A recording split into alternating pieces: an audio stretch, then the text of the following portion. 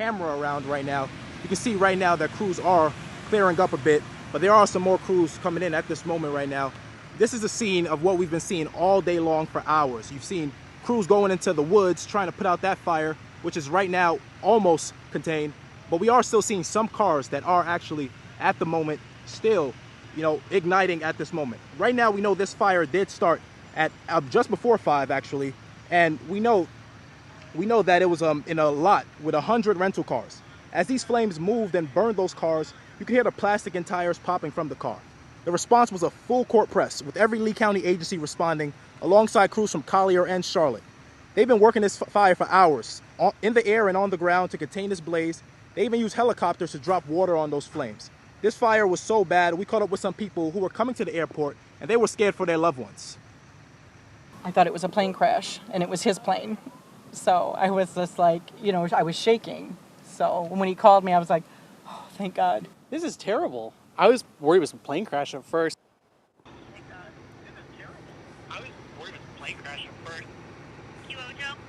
And I can tell you that this fire, we saw it just moving and moving and moving left and right today. That's why we want to bring in, Chief Meteorologist Allison Ray right now to just give us some perspective on why it was so hard for these firefighters to fight this fight today, and just tell us about the wind. Right. Thanks, Ojo. So the winds were really incredible because we did have some stronger winds from the southwest to start. And then this hot air rising started to create strong winds on top of that. Let's break down the winds hour by hour. At 4 o'clock, we had just a calm wind out of the west at about 10 miles per hour. As we head to the 5 o'clock hour, that's when we really started noticing those flames on Tower Camp. We had gusts up to 17 out of the southwest. Then the wind started to turn back out of the west. And watch, now we can see the smoke plumes here on First Alert Live Doppler. We're the only station that can see these smoke plumes because of our radar parked right outside in our backyard. Winds are now gusting up to 24 out of the west between 6 and 8 o'clock. It's taking the past couple of hours for the winds to calm down. You can see those smoke plumes start to move farther to the south as the winds turn farther to the north. Now, after 9 o'clock, we're out of the northwest and the winds are much calmer. So we had some stronger winds to start out of the southwest, but then you notice this weird shape, or this cloud forming is what it is,